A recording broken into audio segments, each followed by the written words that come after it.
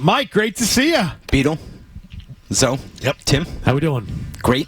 How's everything? You get a haircut today? Last week. Yeah. You were in the car with me and I didn't notice that? You didn't notice. That's Gotta nice. look down. You look like a Sharpay. We had our moment. Oh, we did. Our road trip moment. We always have one trip. year. Tweeted out the picture, yeah. That was great. Team got flex this week. Are you going to Buffalo? Yes. Where are you staying? Out by the airport.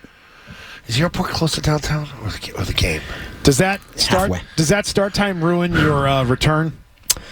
So I was coming back the next day anyway. Oh, okay, so it doesn't. It's fine. But it ruins. I was hoping to get a dinner at my favorite restaurant in Buffalo after the game.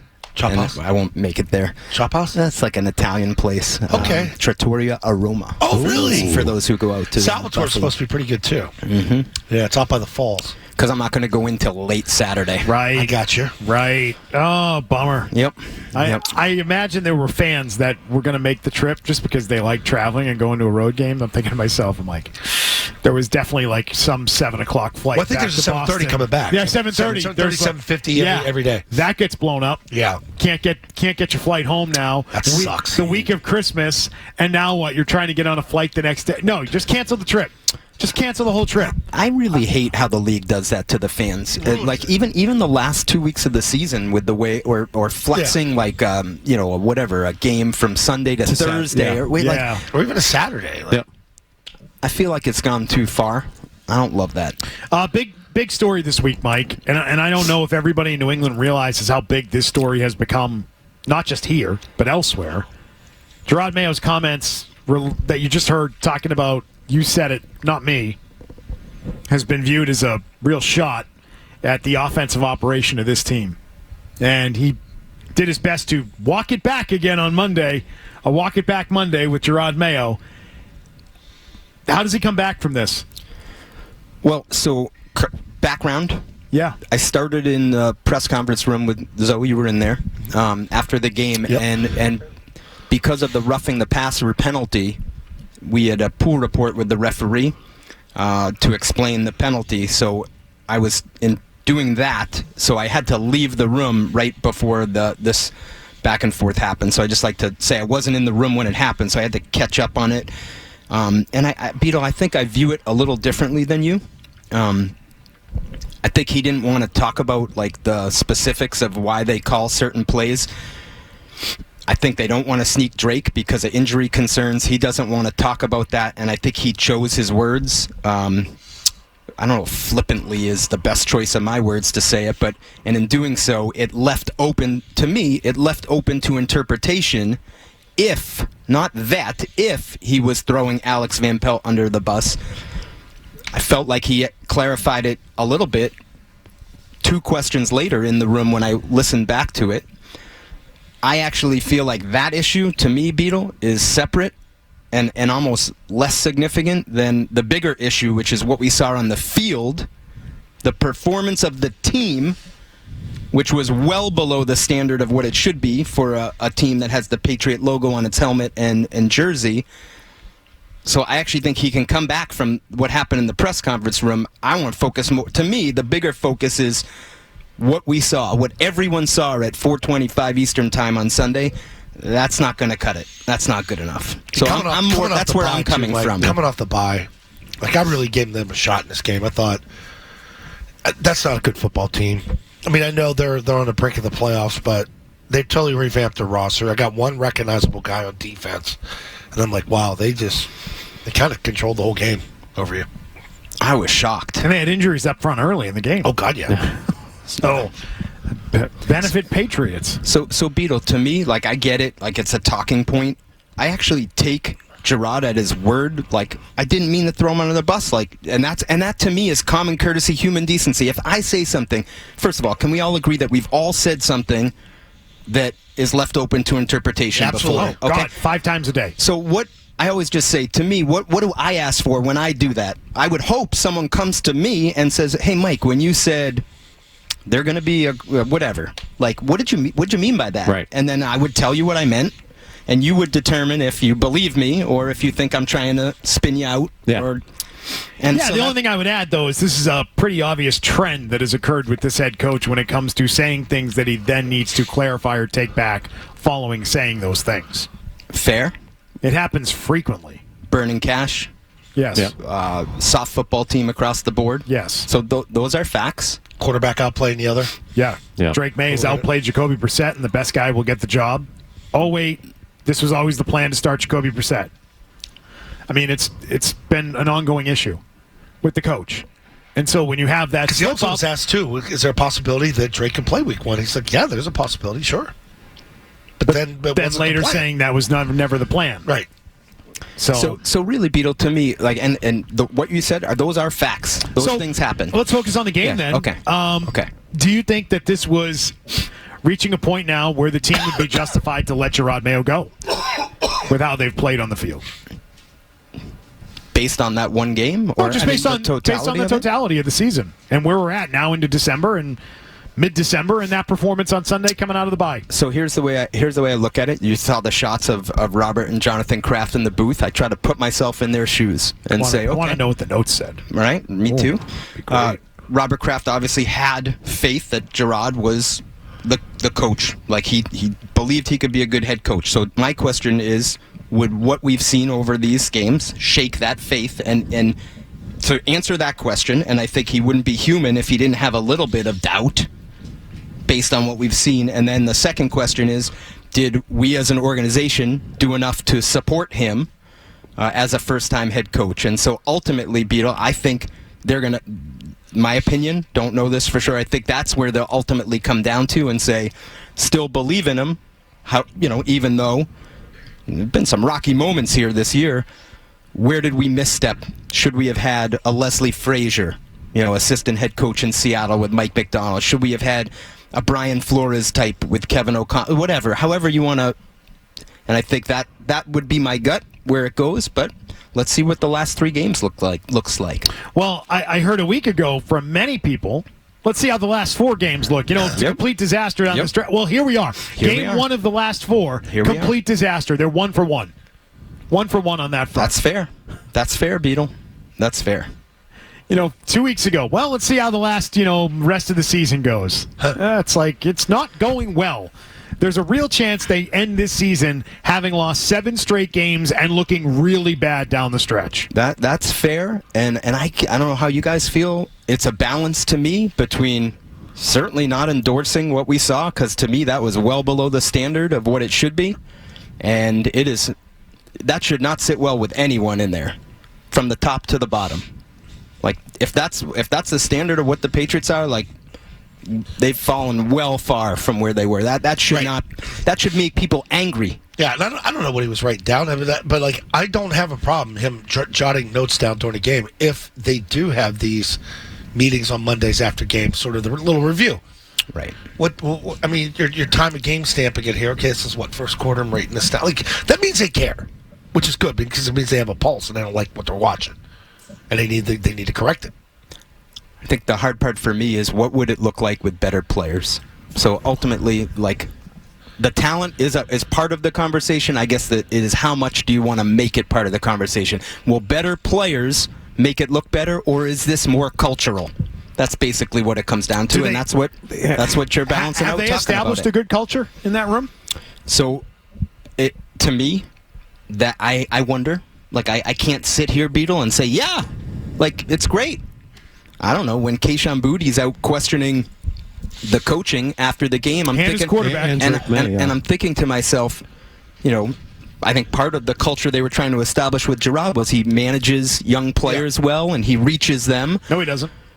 No evidence of it. And I think that's fair point to discuss. Jalen Polk thinks he has the best hands in the league, and he'll tell you all about it. Yeah, Jalen Polk then thinks he's getting cut. The one comment that made me perk up was when Mayo talked about Booty. He's like, yeah, we've talked to him about this before, his commentary regarding the team. So this is number 2, number 3? I don't know. How did you connecting with Jalen Reagor? Did he make it? No, he didn't. They had to cut him. See, I want to know where the fear factors in.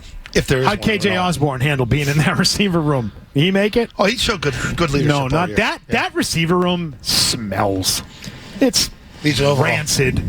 It's sour. It's gone wrong. The milk's gone bad. That's what's happened in that receiver room. So you put a center in there that and no disrespect to Ben Brown, but 2 bad snaps, right, within the first 2 quarters. On a perfect field coming out of the bye. A left tackle, that can block better than what they've had. Maybe a left guard that's a little more experienced or has more. Does it start to look different? A better receiver? That to me is what you have to answer. It'll look better. Or will it? Will it, Beetle? You don't know. That's what I'm saying. The problems might run deeper. Oh, no, I believe they do. That's why I'm firing everybody now. It would be cataclysmic for them. This needs a reset. If Elliott Wolf stays and he totally invests and they spend big money on a wideout, they spend big money on a tackle, they make a trade for a pass rusher, you have a pretty damn good draft, and you still can't find a way to win games. That would be the worst thing, is if they load up this offseason, everybody stays. Yeah, but that offseason is a fantasy because it's never happened here and it never will. I'm just playing fantasy world. That's worst case scenario. That's fantasy. They stay and get great players or really good players, and you still can't put it together. But then that's all in coaching. Ultimately, don't you think that's what the Crafts have to answer? Yes. That's the hardest part for them to decide. Can we agree that the players they're undermanned? That they're undermanned? Can we agree on that? Yeah, we all agree on that. I think they'd be better. I think they might have more wins, but I don't think that proves that Gerard Mayo is a good coach or that he's shown us anything that proves he is a good head coach. There's nothing to sort of cling to and say, all right, we know this has been bad. They lost a lot. They've got some real jackasses in their locker room. But here's why Gerard Mayo, we think, is going to make a good head coach. What's that reason? Fill in the blank. Give me one thing that projects to the future that you think gives you a reason to believe in the guy, and we'll figure out what that thing is, Mike. You tell us. I think Sunday was embarrassing on multiple levels. It was embarrassing on the field. It was embarrassing off the field. And I think we've gotten to a point with such a bad year that after several bad seasons in recent years, team, franchise is taking a massive, massive hit. And I don't think that they can afford to do this again next year with Gerard Mayo.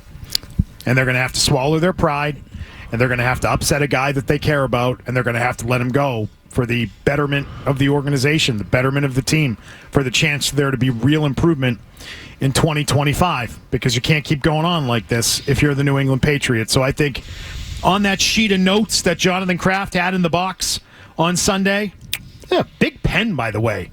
That seemed like a chunky pen to anybody? I didn't see it. It seemed like a one of those feather ones. Yeah, Lisa Frank. What do you got going on there? Anyway, gel pen? Was it writing in a nice turquoise? I like that fat Marks a lot marker, the big black one, because it smells. You can get high on it. Yeah. So I think somewhere on that list had to be the fact that Gerard Mayo was not having a good day and that defense was having a bad day. You could talk about the offense. We caught them criticizing the Patriots' play calling on offense, but there had to be plenty on there about how poor the defense has been under Gerard Mayo. But I asked you before the break. Yeah. What's the thing we're going to cling to? What can you project? I know you were giving us the 3 up, 3 down on Mayo last week. Yeah. What's the good thing that you can project and say, Gerard Mayo is a good coach, will be a good head coach because we've seen this from him? What is it? Okay, so I'm going to give more of an abstract example from around the league where there have been situations that nothing's ever the same, but even this year, and I don't have the specific details. It just popped in my head. Sean McVay, we all agree, is a great coach. When he didn't have Puka Nacua and Cooper Kupp, how was that team looking? And then those guys come back, and now look at him. That's the first thing that came to my mind. It has nothing to do directly with the Patriots, but it's just a reminder that players do matter here. Good players matter. But the example that I would say more people would say to me inside would be the Lions with Dan Campbell. When he was in his first year, 2021, they were winless, coming down, after 8-9 games? Why are you laughing? I'm distracted by Zoe's breathing right now. He sounds like Darth Vader. Is it that bad? It's pretty bad. It's we're all looking at you right now. I thought I was walking into a trap. I'm like, what did I just say? I got him. Beatles got me. I just walked right into it. No. No, it wasn't you, Mike. I'm sorry. But so it would be the Lions. Dan Campbell, and you guys can maybe pull up the numbers. His first year, I want to say 0-8, 0-9. They stuck with him, but now they ended up trending upward by the end of that year. Although the next year, if I remember, they started 1-5, 1-6, whatever it was, and then ultimately it turned around. So that would be probably, if I want to take the the counterpoint to Beadle would be the best example if you believe in, hey, let's give it a little more time, see if they can. What's interesting is you. But that's not based on anything he's done well. Right, like correct. I'm looking for anything Correct. this season here in New England. There's nothing right now with the Hang New on. England I wouldn't say Patriots. nothing. Well, I mean, but like, what is it? Something I'm that's gonna give it to definitive because you can't really say that's the one thing. Special teams have gotten better, but how much does he have to do with that? The development of the quarterback. That's what I was gonna say. Deciding to go with him because I think he fought that a lot. That's what I was going to say. The way they brought along the quarterback. Right. That's probably the number one thing. I do think that's interesting from Schefter, though, because like you work with Schefter, obviously. You guys are under the same umbrella at ESPN. And Adam's very tied in here into this place like you are. He dated it as was. Their feeling was going into the month of September, like December, yeah. month of December was they wanted to. Like that's past, like something has changed. And I think it's a point to show you that the National Football League is an interesting thing. Things change every week. It is a what have you done for me lately league. And it's a results-based business. These are results-based people. And if they feel this thing really falls apart at the end, I mean, everything's on the table.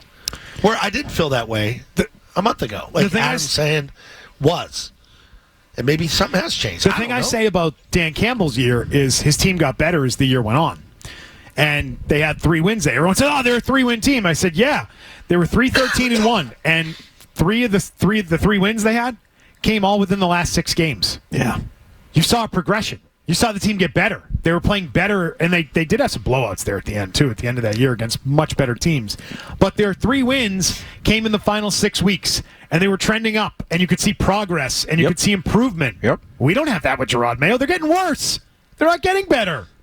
I agree with that. Yeah. The roster needs to get better, too, like, for sure. Everyone knows that the roster is clearly not good enough. But, like, when I look at McVay and that offense struggling when those guys are out, and I look at Gerard Mayo's defense right now, which you're only really missing Juwan Bentley from a defense that was really successful last year, and then they can't get off the field in Arizona. Like, that's tough. That's tough. The defense is the one that I put at the top of the list of, like, just disappointing. That's supposed to be your expertise, you know? Yeah. And this is not to make excuses for him, but I mean, like, Christian Barmore 4 games back, so this is like he just finished his preseason, if you want to say. Jabril Peppers missed time, so it's not like you've had him all year, but still got to be better than that, Tim. Yeah. You know? Both these guys are really good players that were giving you shots in the arm to help bolster the defense, and it's gone backwards.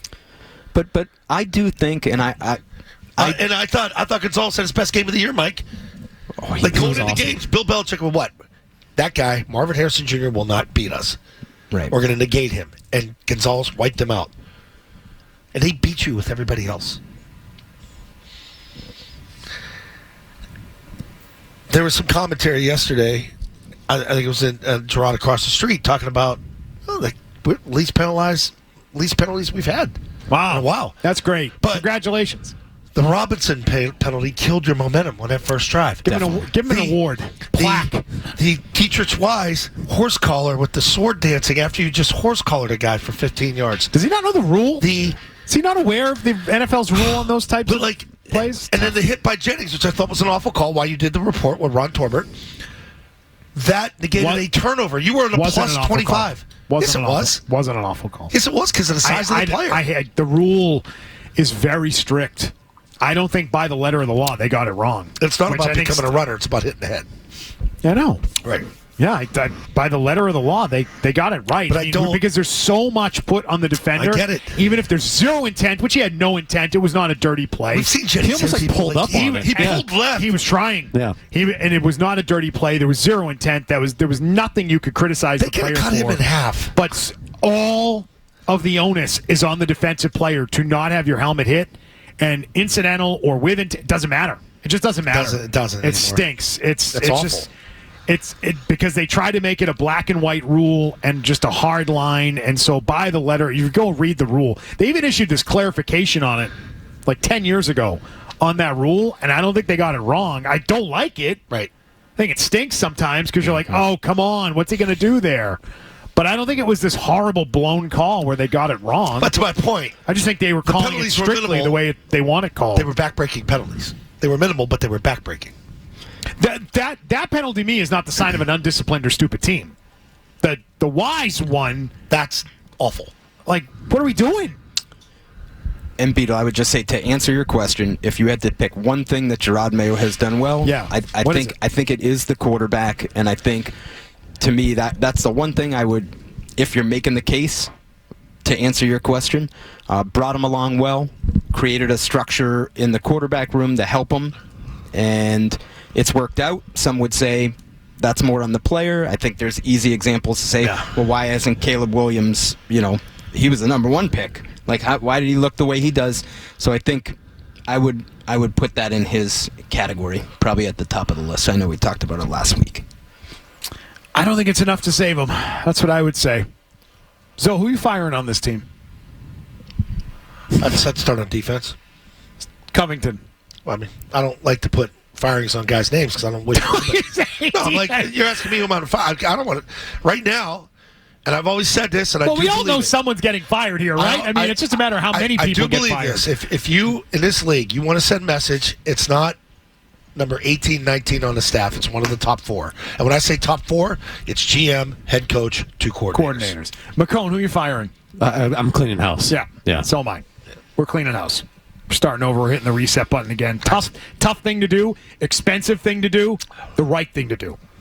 And it'll be, I don't know if I said this, Beetle, you got at Buffalo, which for all the years you pounded them. Like, think about what they're thinking. They will lay it on you. Their head coach, Sean McDermott, in my mind, takes joy in beating the Patriots, even if it is not a Bill Belichick team. And then coming home and home games against the Chargers and then the Bills. And what does the stadium look like behind us for those final 2 home games? And how does that all factor in to this discussion that we're having, I think, is interesting to me. I don't think the team is eager to face 7 months of the fan base being irate with how bad of a year it was, how bad of a decision it was to hire Gerard Mayo, how bad of a decision it was to put Elliot Wolf in charge. It will be 7 months of talking about how this organization is fully in the dumpster and on fire. That's what it's going to be. That is all it's going to be for 7 months leading up to the team getting back on the field next summer. That's all it is. And I think, to me, what it is it comes down to what is the courage of their convictions as owners. If they still believe in him, you'd be doing yourself a disservice to make that decision based on something outside of what you believe. And that, to me, that's what the whole discussion is. And if they believe in him, they're on their own because the fan base is out on the guy. Out. They're out. They'd have the full support of the people that buy their tickets and show up to the stadium like you're talking about to fire the coach. I don't think they'd upset very many people, if any, by moving on and starting over again. But sometimes I would say the easiest thing to do isn't always the right thing, okay? And that comes back to do it based on what you believe. You hired him for a reason. You thought you saw something. Yeah, he schmoozed all the guys on the plane 5 years ago. If you still see it, yeah. Don't let that, to me, don't let the other stuff affect you. But that's what you have to decide. They may have hired him for all the wrong reasons. And maybe they come to realize that and then make the decision. But it's what, do you still see what you thought you saw 5 years ago, 4 years ago, 3 years ago, 2 years ago, last year? Hey, if you like that clip, check out more videos from Zolak and Bertrand right here. For more Patriots analysis and opinion, hit this playlist. And for all the latest from the Sports Hub, download the app at 985thesportshub.com.